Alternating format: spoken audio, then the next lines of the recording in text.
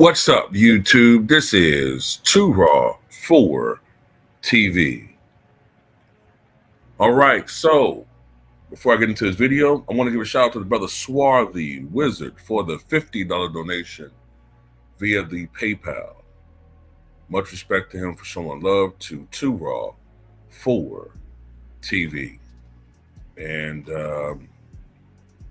he asked a question, says, Too Raw, I'd like to hear your intake on if Wilt Chamberlain versus John Havlicek would be a better GOAT talk debate.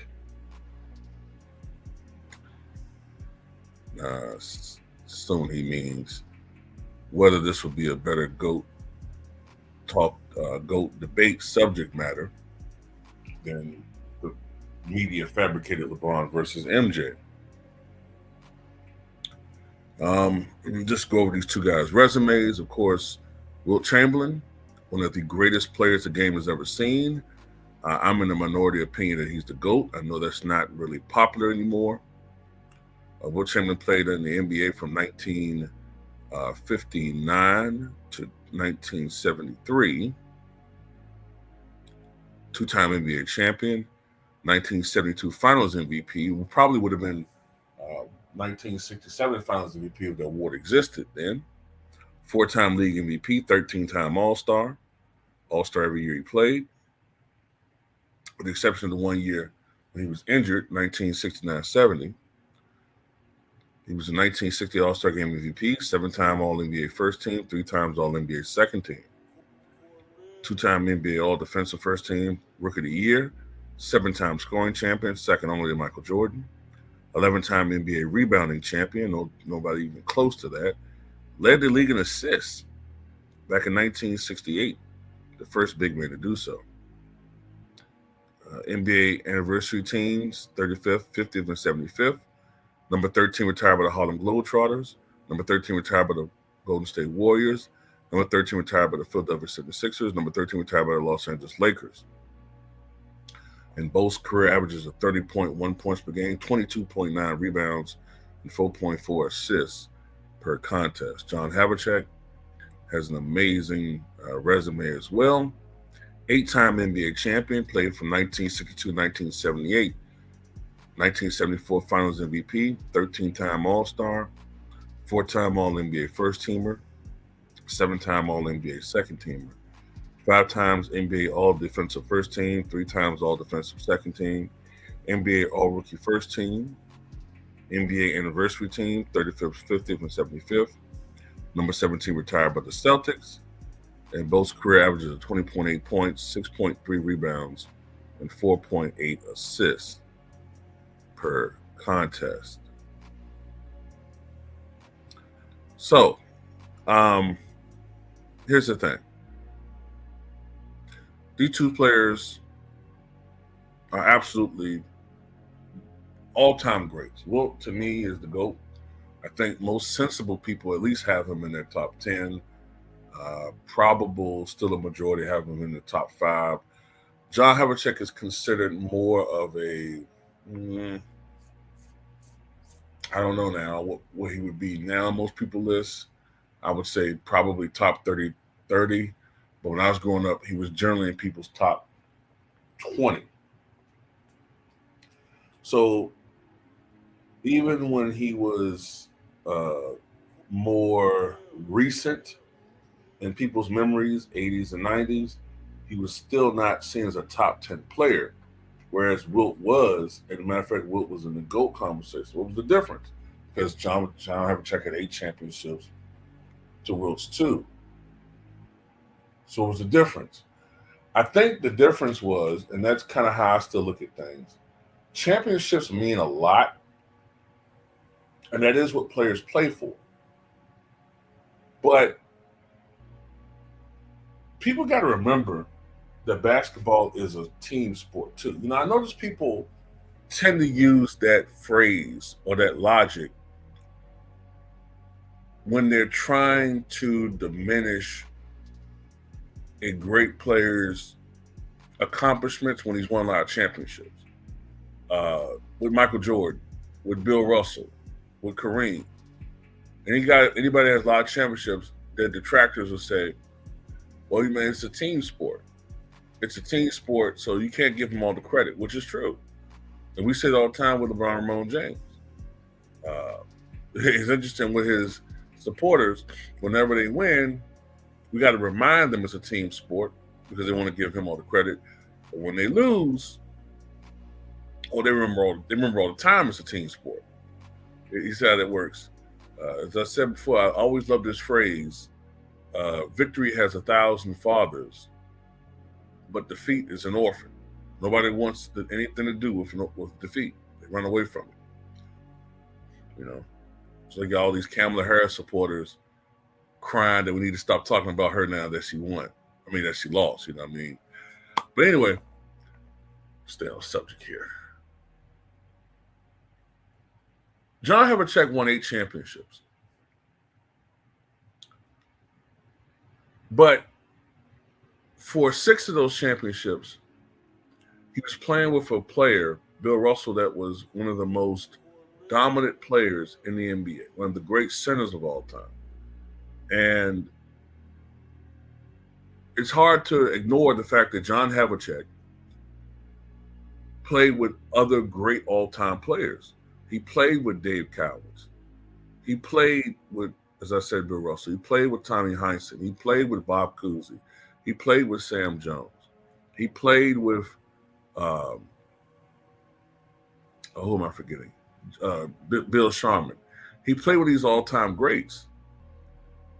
Whereas Wilt really only played with, in his prime, Hal Greer.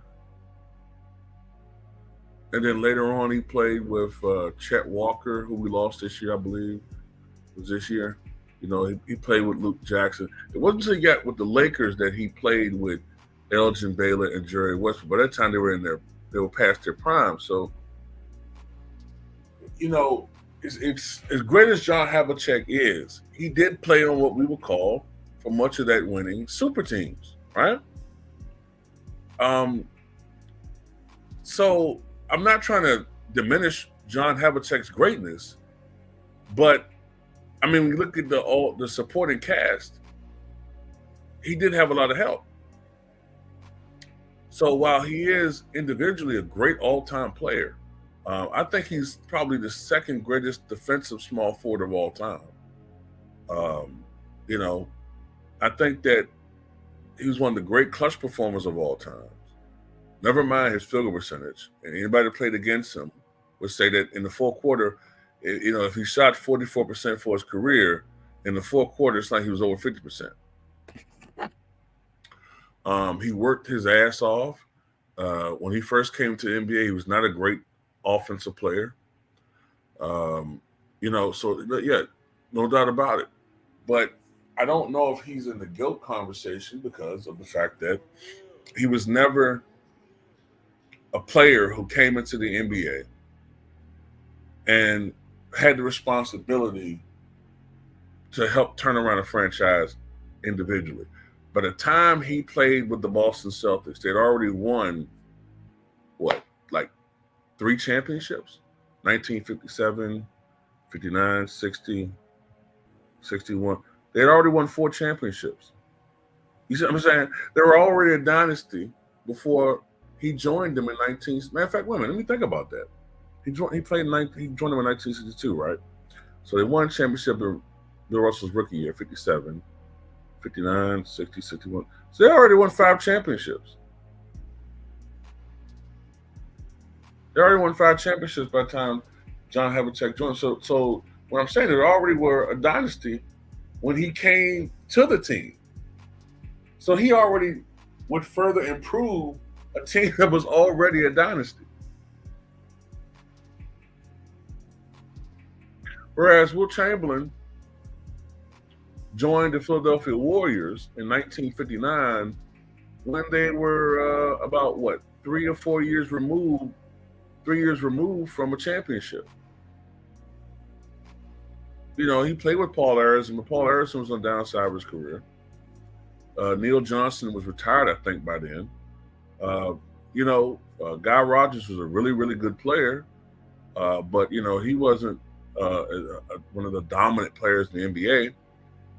Wilt's responsibility was to try to transform the Warriors into a powerhouse. Now, I know Wilt gets his reputation for being a selfish player, and maybe he did approach the game in a way that maybe he should have played more like Bill Russell. But this is the thing.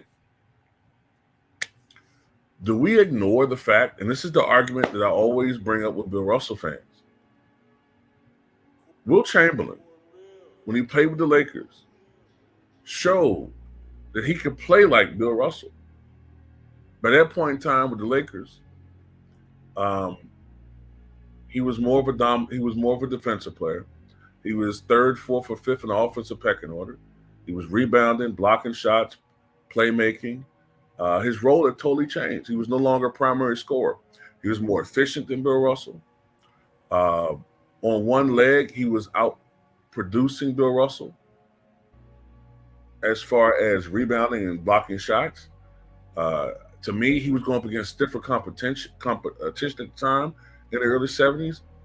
He was going up against Kareem Abdul-Jabbar in his absolute prime. He was going up against Willis Reed. He was going up against Bob Lanier. He was going up against, Artis Gilmore was in the ABA, but they went up against each other a couple times in the ABA, NBA competition games. He was going up against Wes Unseld. He was going up against Zelmo Beatty for a while before he went to the ABA. He was going up against Elvin Hayes when he was playing center. So, there's already 7 centers I named in a league that had 14 to 17 teams. Hall of Fame center. Nate Thurman, whereas Bill Russell was going up against Wilt, Nate Thurman later on, Walt Bellamy. I forgot about naming Walt Bellamy with Wilt. So what I'm saying is, to me, Wilt was playing like Bill Russell, and I thought was in many ways better than Bill Russell. But Bill Russell could never play like Wilt. You couldn't ask him to do that. You couldn't say, hey, Bill, go out there and score 40 points for us. He couldn't really do that against premier competition. Now, he did do it in limited fashion. He did do it when they was going up against, say, the Lakers when they didn't have Wilt Chamberlain at center. When Elgin Baylor and Jerry West in prime, he would go out there and maybe average 25. But he couldn't do it for a sustained period of time.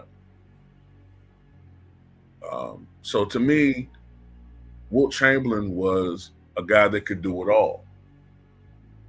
He could score, and boy, could he score. Nobody scored the way he scored. Nobody rebounded the way he rebounded. Nobody dominated the game the way he did. And when he went to the Sixers and they asked him to change his game, a lot of times these guys don't want to change their game for the sake of the team. Wilt did that. He changed his game again for the Lakers. But Russell could not change his game like that. Don't get me wrong, but Russell made the most of his abilities, and he was a great, great teammate, one of the great teammates of all time, one of the most unselfish players, high basketball IQ, all of that stuff. But I think there's levels to this, and I don't think that he's on Wilt Chamberlain's level. I just never did. Not as a raw player, not as far as raw talent and ability. But, there are certain intangibles that Bill Russell had that maybe exceeded Wilt's.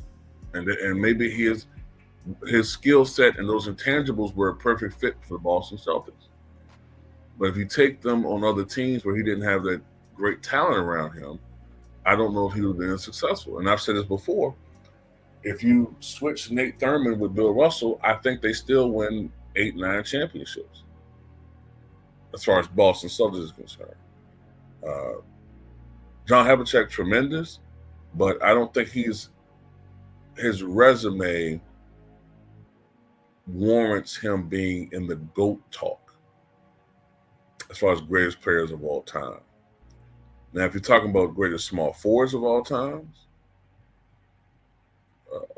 then by position, he's in that conversation, I would say. He's in that conversation. He's definitely in that conversation. I would have him like maybe top 4 as far as small forwards. To me, it's Larry Bird.